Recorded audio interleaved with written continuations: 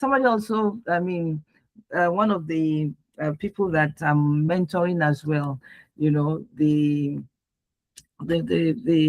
mother gave me a pack of juice. Oh, sweet, sweet. Me, I've not gotten yet. I'm sure my husband will on his way back from work today, because I think women radio we don't have that much Muslims. Plus, we were even at work on Wednesday, so anybody who was going to bring meat for us. Though I messaged some of our former staff, one of our coppers that used to be, she's Muslim. I told her, I said, you better bring meat for me. Say she's in the village. I said, I don't understand. If you're in the village, you can, please bring my meat for me. But yeah, it was. We were working. We had Children's Day celebration at the office. Yes, I actually missed it. I remember last year that I was there, but you know, because I had to do a whole lot of reports, you know, right. You know, I mean, some people will know about the institute I had in Nigeria, Institute for National Transformation. So there was a whole lot of reports I had to do and all that. But you see, you know what I want to say. Yeah. It wasn't really the meat I got. It was more, you know, normally they would pack meat for you. Yeah. You know, I love the packaging. You know, the packaging of it was like you know, like we Christians during December we cook rice and put chicken and we distribute, you know, to neighbors and things like that. So that was just what I saw, because I was even shocked that there was rice, there was jollof rice, and then later on, and I've got to know that she actually shared it, you know, to all the committee members. And yes, and what gave me joy also was the lady did it to, you know, the vulnerable and all that. So yeah, nice. I mean, at least they had jollof rice and good meat to eat that day, you know. So well, it's well, like I always tell them, we will know the truth and the truth will always set us free. Yeah. I like that you talked about, you know, like sharing food, because as an adult, I can't remember the last time I gave food to people, because I told myself, I think that I'm not going to cook on Christmas anymore, because I find that anytime I cook on Christmas Day, I'm so exhausted, I cannot do anything else. So last year, we didn't cook. My pastor invited us to his to their home for Christmas celebration, so we went there, but we didn't cook. 2 years ago, though, did we cook? I don't think so either, because I'm just like But I remember this week, I think, when I was thinking about, what's going to happen for Christmas, I made a mental note. I'll tell my husband that even if it is like raw rice, we can share for people during Christmas. Because we used to do it before, but sometimes when life has been life, and the Nigerian economy is not smiling either. So even if it's just like cook raw rice, because if you say raw rice. Yeah. Interestingly, the picture that flashed in my head was, I'm going to get an oloko for this year's Christmas to actually cook. But the logistics, well, I still have like 6 months. Yeah, you can plan it. I can plan it. Once you have the budget, call the oloko. You understand? Yeah. They come in, they buy, cook the rice, and then you share. I share, And for those who are even listening to us, you don't even have to wait for December. Once you have that urge that, to give, because truly people are suffering. Absolutely. I've met people that will say their last meal was yesterday. Yeah. So whatever you give them today means a whole lot, for them. So as long as we have, the means, we don't have to wait for a festival. No, actually, yeah. And if you want to do cooked rice, raw beans, just share. Absolutely. And bless God and thank God. Yeah. Oh yeah, for sure. Like, so our people are here now. They are there. I know. I know that Susan went out. I didn't wait for Susan. Yes, I know that she had a good time. Like nobody needs to tell me. Because first of all, I did not see her online. So I knew she was obeying. I know that on Wednesday she went out. I know that she ate. And if you tell me that you did it, I would be so surprised. And I'll ask like, what happened? Are you okay? Is there anything happened? I'll actually ask you. So I know on Wednesday, which was the day of Eid itself, she went out and she had a good time. I know that yesterday, maybe she was home yesterday. Maybe she was but that's Susan no, no worry. They'll come and confess. And it's a lie. Even Madam Ibidabo, she went out. I am sure. So one of her friends, one of her bougie friends, invited her out. She went to go and eat rice. Okay. So over to you, Susan. Let them start confessing. They should start confessing, yes. Good morning. For me. My queen. Good morning, Fumi. Good morning, Mambuki. Good morning, Mami Binabo. Good morning, HerLens family. You know the funny thing. You know the funny thing.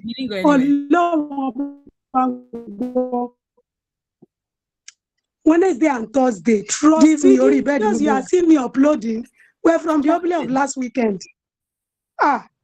In Abuja, I don't even know people, so I didn't have invitations. Not that I don't like to go out. I love to hang out, but I didn't get invitations. My dear brethren and sistren, Moya Febi Obasori Bedimi. If you look at my face, I'm looking rested. Yes.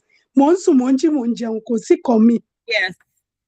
Yes. I'm shocked. So anybody that has me can see where built to me in Abuja, I'll be very, very, very glad to eat meat because I'm on a protein diet. Wait, Susan, are you still coming to Lagos? You said June you might be coming to Ibadan. You can come to Lagos.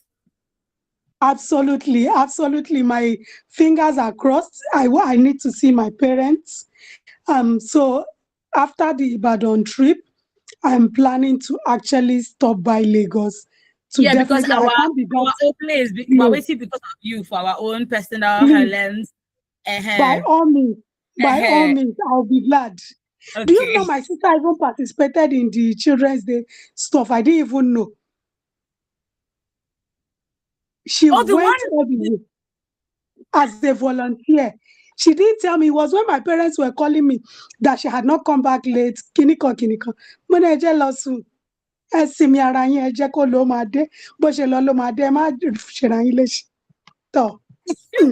Okay, Madam, back to you. How was your holiday? Please don't tell me you were home. I'll be shocked. No way. Me, I was going monitoring spirits. Okay, good morning, beautiful ladies. Good morning. All our valued listeners. The energy you guys brought this morning.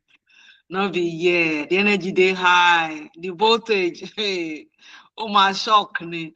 But you know, there's something I tell people, and I do.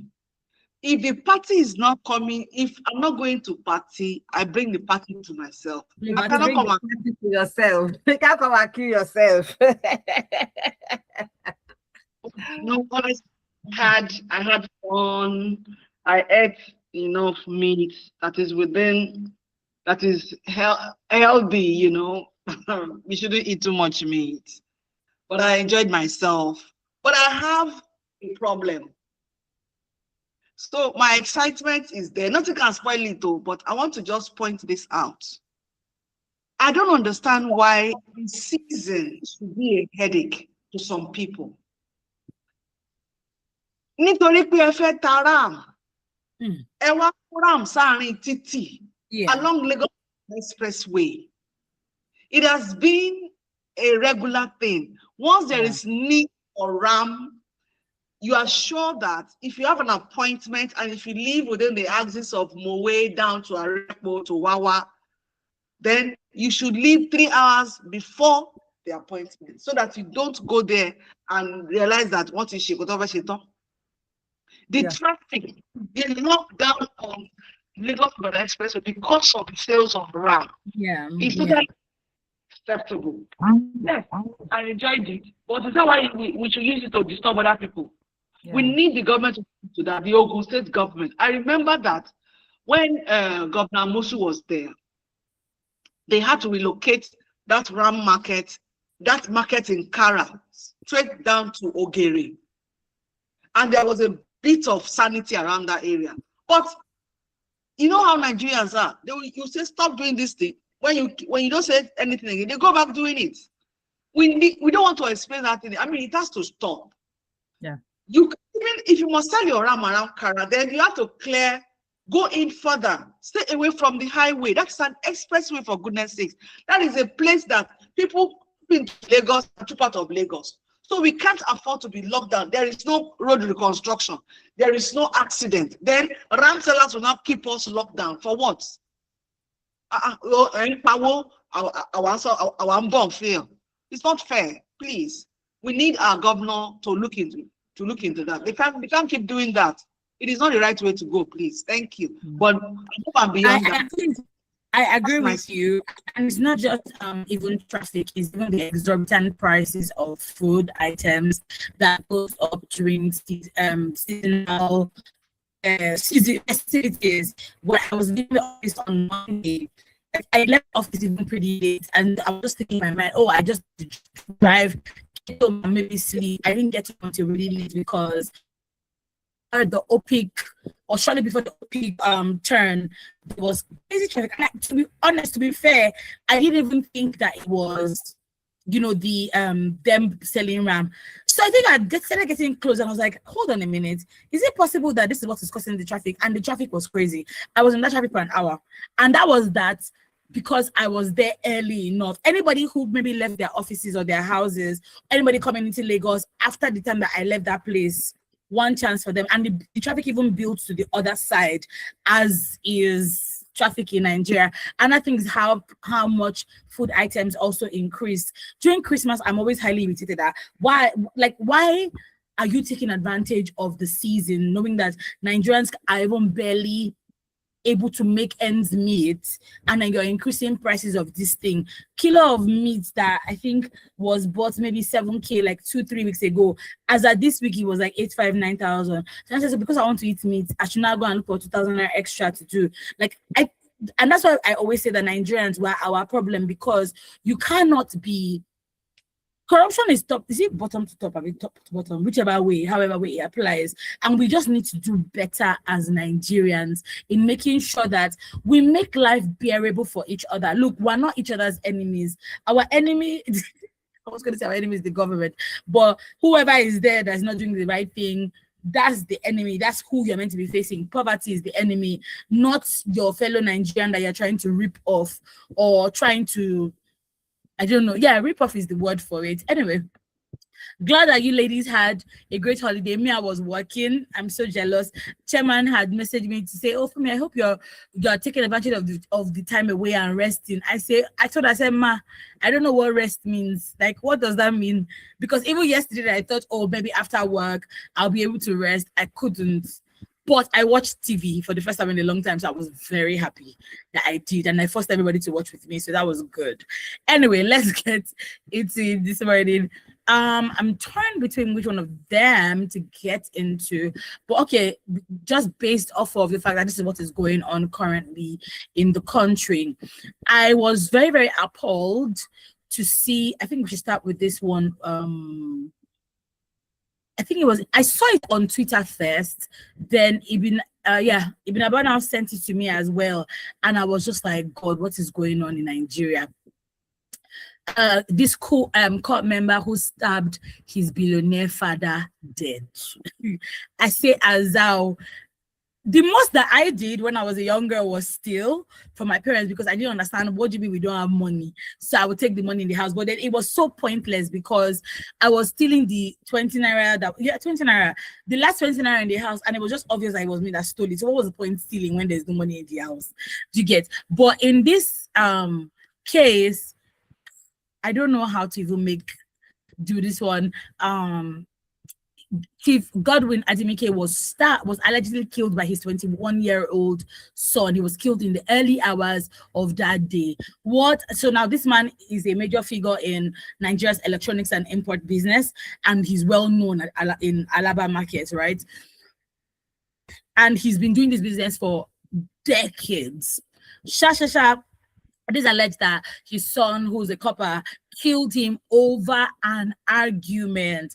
I'm trying to look for where I saw the argument somewhere. What happened in their arguments?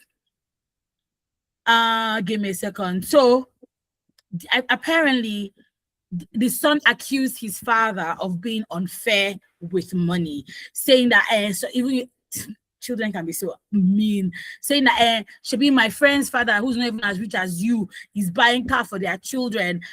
There was a competition, there was an argument over mismanagement of business funds, and then the son allegedly stabbed his father 3 times in different parts of his body. There's so much to unpack here. Number one is, if you're a parent and you are doing well, right, you have to teach your children the value of money, and not, I'm not saying that's not what happened here. I'm just taking out what I saw. Like, teach them the value of money. That just because you are, like, money doesn't grow on trees. It's a joke in my house. Whenever they ask me, oh, mommy, I need money, I say, look at that tree. There's a tree in front of my house. So go there. If you check there, you dig, you see money there. And oh, mommy, I'm like, I'm serious, because today I can say I have, tomorrow I don't have. And sometimes even when I have, I say I don't have, because I don't want to bring up my children thinking that there's always like, oh, mommy is always going to, because what happens when there is none? Number 2 is what kind of friendships your children what kind of friends your children have, because I want to assume that maybe friends were and that's on that assumption, like what even before the friends, parents need to do better with knowing who their children are, because is it possible that they've been having arguments like this here and there? Is it possible that the man wasn't paying attention to the fact that, let's say this boy, he's ojo etim fair and metin la, right? No, yeah, ojo etim la and metin fair, and he's behaving certain ways when money conversations are brought up. Like, so many things to unpack here. It's so sad, kill his father because of money, and this is not even the case of the father is not rich. The father has money. Another thing is contentment, because he said, oh, my friends fathers buy cars for them. If this man refused to buy a car for his child, did he explain why? Because if your child sees that, oh, my father is a rich man, the guy get bar, and you're saying you're not going to buy me a car, what's the lesson to learn here? If you check through history, there are a lot of rich people, like generation upon generations, who teach their children how to make wealth, how to sustain the wealth, make them go and learn somewhere, intern somewhere, so they can understand the value of money. Those are the lessons that I'm bringing out from this. But yeah, Buki, starting off with you as a nation builder, what do you think maybe went wrong here, or what would be the, I don't know, because it's just a really sad case. Our thoughts and prayers are with the family. But yeah, what are your thoughts on this? Yeah, thank you very much. I had to turn off my video because I saw that I couldn't hear you properly. And okay. With the bandwidth, yeah. Yeah, so when I read that, I mean, it's sad, really, really sad. And, the question you asked, that what really happened? Well, I understand the investigation is on. So whatever we are saying here is based on what we have read, and it's just assumptions, right? Obviously, something went wrong somewhere, because the son said, you're unfair to me. And even the parents that are not as rich as you, they give vehicles and all that. And mind you, the report says he went to a club and he came back. So like I said, this is still based on what we read. Investigation is still, is still going on, right? And they saw stabs, right? Yeah. So for me, something went wrong with the training, right? And because the Bible makes us to know that train a child in the way he should go, that the way the child should go. And when he's old, he will not depart from it. So I think something went wrong when he was young for him to have that entitlement mindset. Possibly, it's a possibility, that he grew up with that mindset. And now that probably the father now say, oh, this attitude or this character or what I have deposited into this person will not make this child, continue the wealth or sustain the wealth. What I'll probably do is I'll start putting a bit of, correction, discipline, and things, when a child is already an adult, you understand? Because I'm just trying to understand where that mindset of you are unfair to me, because we know that the man is wealthy, and the son, I mean, from the investigation, from the report, the son also oversees some estate. So I'm sure in terms of some kind of luxury, he will have it. Possibly he wants to be changing cars. We do not know until the investigation and all. But basically, I know something went off in the training when he was young for him to have that entitlement mindset. And then, of course, now probably the father saw the way he's behaving, use copper. I'm already a graduate. You can no longer contain me anymore. So probably the father went to visit him, right? And probably the father saw him that this kind of lifestyle is not what I want for you. You understand? We do not know the background of the father, how he went through and he made it. There must have been a bit of sacrifice and painful experiences and all that. And he just said that, look, if this is the kind of the way you're going to be lavishing my money, no, you cannot. Right. And then, of course, he decided, to do whatever he wants to do. I also want to believe there is an influence of drug, in there, because no matter how, you can't stop your father, no matter how, something is wrong somewhere.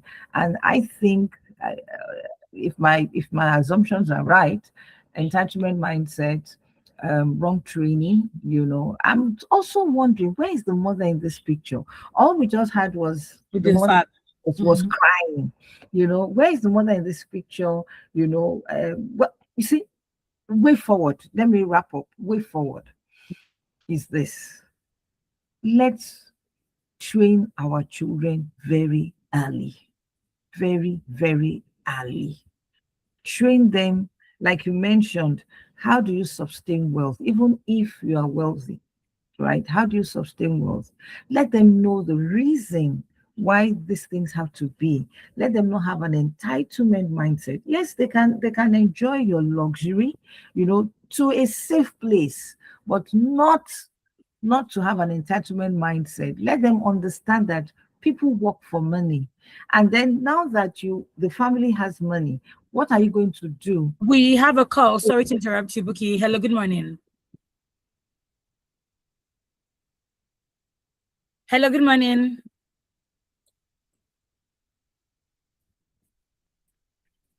I think the call is gone and it's not sounding. Okay, please do want to call us back 07000 917 917 or 0800 1235 917. Mrs. Oboli, I'm told that it's you calling, but we cannot hear you. Please do well to call us back. Try, because you spoke with us this morning on Daily News Review. Please do well to call us back. For some reason, we're not hearing you in the studio. All right, please go ahead. Okay, so I've talked about the entitlement mindset. I want to wrap up now. Okay. And then, of course, even when you are an adult, you are 18, you're youthful, peer pressure, but you should have laid that foundation. Sorry, we have a call again. Hello, good morning. Hello, good morning. Even still, Mrs. Oboli, we heard you this morning, so I'm not sure why the number isn't clear.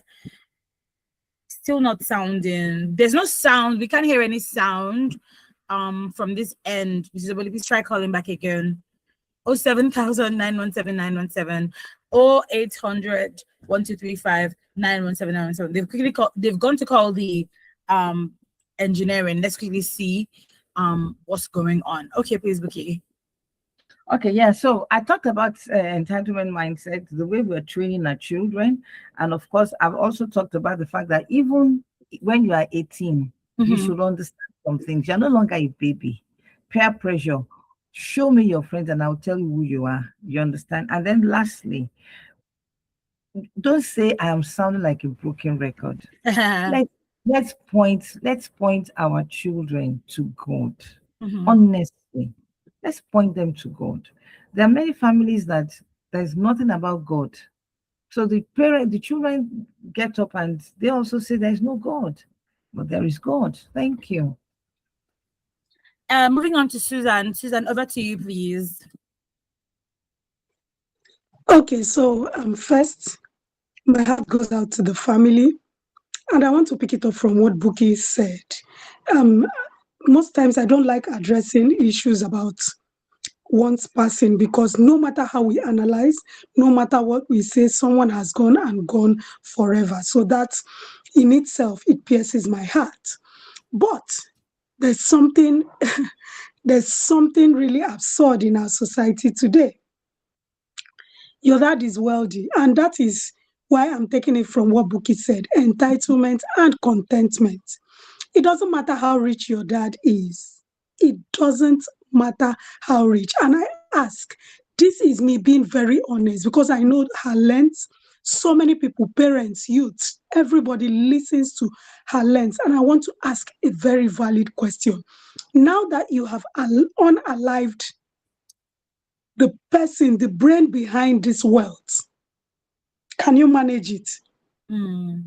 If this man was, doing the same way you are doing, oh money, this, you might not have even met this money.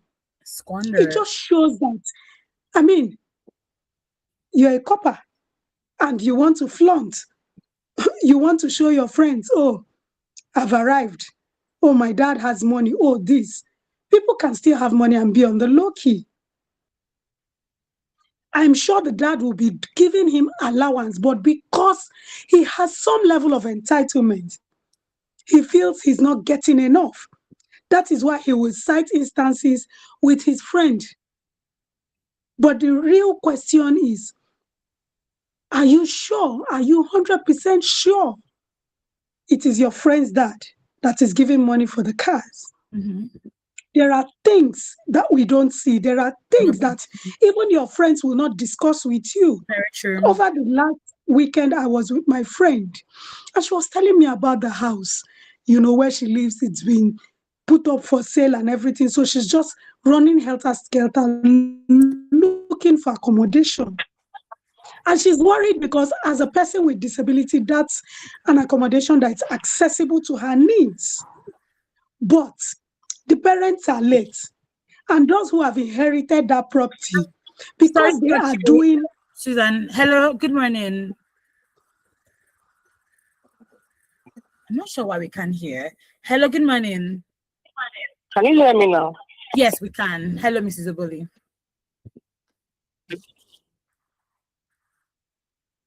We cannot hear you any longer. Heard you just a few seconds ago. Hello? Hello? You can hear me now, right? Yes, we can hear. Please go ahead. Okay. I don't believe you can hear me, but yes, I just want to add context to what you said. I know Susan is on now. I need to say it while Madam Buki was on. What I want to say is this. There's also another point I need you to add to the questions you put the ladies. And that's quite, I don't understand it. During the table discourse, when this story came up, during the phone-in session, two members of the family, of this particular family, called in to say that there was a litigation on the newspaper that released this information to the public. That the story they painted was not actually true. Now, what I'm trying to say is, the family member, a very close relative, called in to say that media stations peddling this story and the newspaper tabloids that don't get the true picture. Now, when we asked them to tell us the true picture, they could not really say exactly what the true picture was, but that the family was grieving and they would want it to remain so. In my head, I'm saying you don't want to paint the true picture of things to us. You are saying we should stop talking about this issue. Is it that, question one, are you trying to shield the alleged boy now from possible judgment if found culpable? Secondly, what danger or advantage does this portend for the larger populace? If truly this story is true, of judgment, boy goes, free, goes scot-free with just a slap on the wrist. if this is true, what does this portend for the populace where because of family values or because we are trying to shield somebody from culpable judgment, we allow them go scot-free, not caring what happens at the end of the day. So I'm just trying to say, let the women weigh in on all these things, because you see sometimes when crime goes abated, it's because it has gone on unpunished for quite some time. We allow people go, without anything, you understand, without repercussions for what they have done. So I'm just saying, whatever this story is, since the family is not trying to paint a picture of what truly obtained, how can we now say to the entire populace, in case this is true or false, sense of entitlement, I understand that, but what danger does it portend when we allow things like this just go on unabated without holding them culpable or accountable? I'm sure you got my question. Good morning. I just wanted to time this in the course of the discussion. Thank you very much for your time. Thank you so much, Mrs. Obori. I think for me, it's a case of the man is dead. What's the point of arresting the young man? That's like two lives lost, so to speak. But I'm going to let the ladies respond. Please go ahead, Suzanne.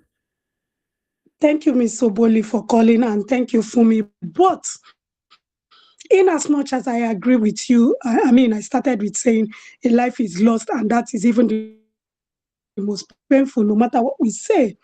The question is, if the family is trying to shield him, if it is true.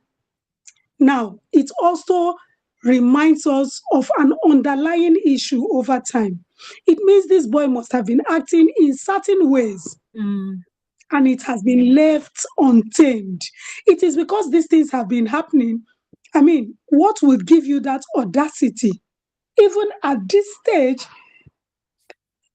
there are things I can't even say before my dad, not to talk of thinking of picking up something.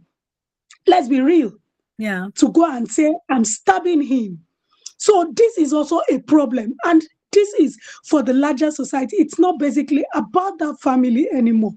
What are the values you are teaching your children? Because the truth is, you are not going to shield them forever. No. And I like when people are held culpable for anything, even if it's an only child, even if he is an only child. If it is not addressed, such things will keep reoccurring, because you don't know how many rich kids out there don't care.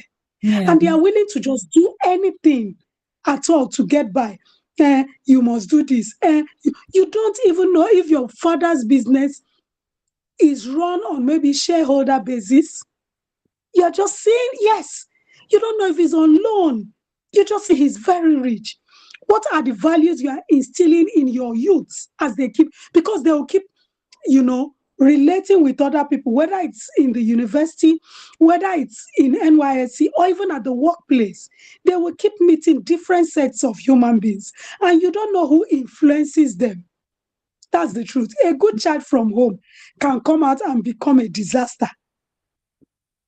Yeah. So you need to be more intentional about how you relate with your children, about the things they hear. Going back to what Buki said, it doesn't matter the religion. Humanity first. Yeah. Let them fear God. Even if it is slippers you decide to worship, I don't care. But let your children think of humanity. Let them think of good values.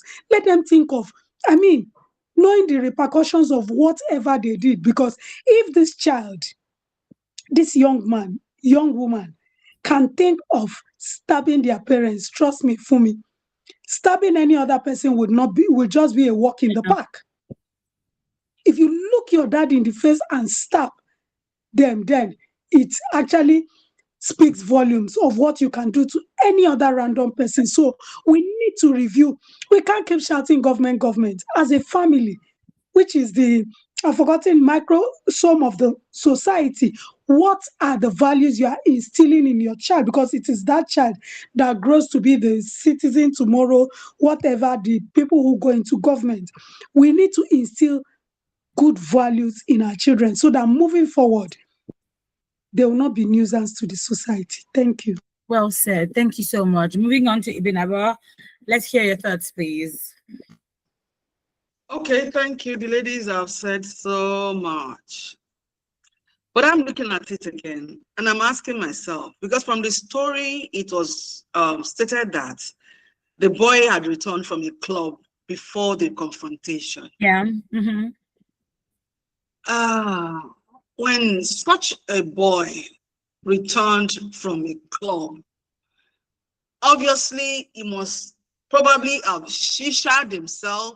He must have found himself in alcohol. So he was probably not completely in his right senses. And I'm not giving excuses for the boy, but I'm just trying to experience that. First, if you're going to go into any form of heated argument, more so a very passionate one, an intense one that has been an argument in the house, has been a topic of argument, a cause of argument. You have to understand the temperament, the state of mind of that person, whether it's your son, your daughter, your husband, your wife. Because when I realized that this boy just came back from a club, there is no way you can fault the dead, because he's not around to defend himself or say one or two. The story that he returned from a club, I'd already concluded he was probably tipsy. He had taken things that had made him become so bold, because, you know, from the confession of some of these drug abusers, they will tell you they take a particular thing. You're not going to be feeling drowsy like you take alcohol, but it's going to give you some measure of or level of boldness to do what ordinarily you're not able to do. So please, parents, if you're going to have any argument with your child, your children, your whatever, your friend, your wife, your spouse, your husband, whatever, please make sure that they are sane, because a person who has taken anything, any alcohol, is in that moment is insane, as far as I'm concerned. And I don't want to have any business arguing with such a person. And also, you see, I am not here to, what I'm trying to put out there is, let us learn to protect ourselves from your child, from your spouse, from your friend, from your neighbor. Look at their state of mind. Take that into cognizance. And also your own lifestyle. You see, when the lifestyle of a father, yes, you are the one who makes all the money. A parent, you are a billionaire already, and you are living large. You are being seen by these children, and you probably have not been putting them through certain lectures to make them understand some things. What they want to see is, my father is big, is living large, he puts on designer clothes, he drives exotic cars. I should be enjoying that too. The ordinary mindset of a regular child. Now, the father, I'm not faulting him, I'm just trying to point out some things that I've observed, because the ladies have said a lot. The man had a title, Ego na AJJ. Ego na AJJ. Now, Susan go, I don't know, I probably that is working money. That is working money. Working money. That was the man's, you know, when somebody is addressed as working money or money is moving, and from what I found out, idiomatically, it says that money talks, money has power, opens doors, this, that. So you are a father and you are living like that. And you know that children are supposed to emulate their fathers. So when you are living like that, and probably you have not been having some serious conversations with your children, taking them down the lane of how this world came about, how you grew up. Because I have a friend who is a lady of means today, but she said she used to sit her children down and she would give them the gist of how she was once a house help in her uncle's house. Intentionally. So, you know, the children understood that mommy just didn't come into wealth, and that, mommy, I'm happy you are now enjoying your life. You know, they will understand why you are living like that. And you make them understand why they have to wait their turn to enjoy life at a certain age. So, see, we need to have some conversations. whether they are going to listen or not. You must have such conversations, because when you are the ego na AJ, and your son does not have a car, and you have friends who are also like ego na AJ, and their sons are driving cars, and you are friends with such families, you are creating something that is going to be very dangerous. I am not encouraging a bad child, but I'm calling the attention of parents. I'm trying to create an awareness that if you don't want your child to behave a certain way, you have to be mindful of the families you make friends with. Who are your friends? Because somehow your friends' children are going to be your children's friends. So if you are the ego na AJ and your friends too na ego na AJ, and your friends have chosen to buy cars and allow their children to live, on a very high standard, and you are trying to teach your child to rise through the rank, it go difficult. Plus a child who goes to a club, who is a clubber. See, it's out of every 10 people who go to club, how many of them will come back not having tasted alcohol? Not many. So you see, all of these things, it is so unfortunate, because when you want to raise a child, you have to be mindful of the families you associate with, because your children will mingle with their children and they will learn all sorts, and they will begin to look down on the little values you have placed in them. They don't see it anymore. They rather feel entitled. They rather see you as, my father is very greedy. Is this, is that. Okay, he came home with a friend. That friend probably is the son of another ego na AJ. And that friend they probably went to the club with that friend's car, the car that the father bought for him. So he will be feeling in his mind that this my father is very bad. He's very unfair. Look at what he has. Look at what his friends is doing for his son, and look at what he's doing to me. So as much as we want to raise our children right, let us also be conscious of the kind of friends we keep, the kind of families we allow our children to visit, and we allow to, because all of this, children learn from they learn from culture, they learn from society, they learn from everything, they learn from what is in vogue and everything. So please, as parents, let's take a cue from here. If you want to teach your child to rise through the ranks, please teach them not only by sight, but you must speak. They must hear you. You must tell them how the journey was rough. And if we don't rise through this, we are going to go back to yesterday.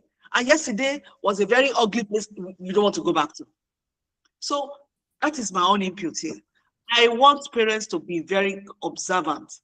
If you want to raise a child to be responsible, make sure that your friends are raising responsible children, so that your children will have friends who are going to be good examples, friends who are going to be discussing the same thing with your own children. Not that your child will be looking, okay, daddy said he can't buy me car now, okay. And then his friend, your supposed close friend, has bought cars for his own children. There is something we call peer pressure, and there's peer pressure really. So we have to be careful. Life is not easy. Everybody, everywhere is so convoluted. Everybody is so conflicted. And it's like, how am I even going to raise these children? But in your own little corner, please remember that if you want to raise a child who should have great values, you have to be mindful of those you call your friends, those who will come to your house, the kind of conversation that you're going to be raising in your home, what are the kind of children they are raising in their homes, and are your children friends with their children? You should be rest assured that whatever values you have impacted in these children, some of them will be eroded when they go to these other families. So let's be mindful. Let's be mindful. It is unfortunate that this man is gone. Whatever the story is, he is dead. He is dead. Whether indeed they will come and tell us no, the boy didn't stab him, or they're going to give us excuses later. But bottom line is he has passed. He has passed, and he has passed. And he was a major person running the business. And now that just like I think I think Susan said it, that what if the business had shareholders? You cannot say because your father is the Oga at the top, then the shareholders can go to places. No, there are terms and conditions for one to abide by. So let us always, once you are making that money and you see that your boy is the type that, or your child is the type that eyes on the money, you have to go the extra mile to be mindful of your friends, their children, and everything, because there is this very strong peer pressure out there. It's a huge struggle for the up and coming. And when you don't have enough information as a child, you are going, no, yes, your parents will raise you well, but there's always room to go astray. Honestly, there's always room to go astray. So parents, never stop talking to your children. It's unfortunate, and I pray that the soul of this man finds peace. Thank you. Thank you so much. We are right on the mark. I don't even know. Excuse me. I don't even know what to say at this point anymore, but the ladies have hit the nail on the head. Peer pressure, conversations with children, like just it ranges from here to there. But yeah, thank you so much, ladies and parents out there. Have conversation with your children. If you cannot afford it, you can't afford it.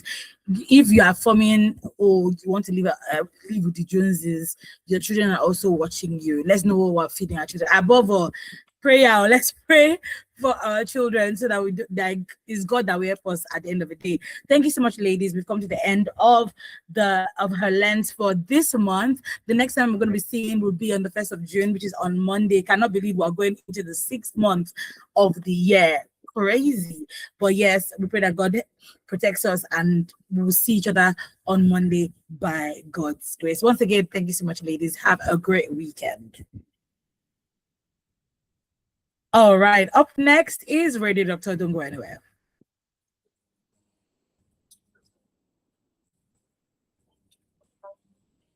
WFM 91.7. To sponsor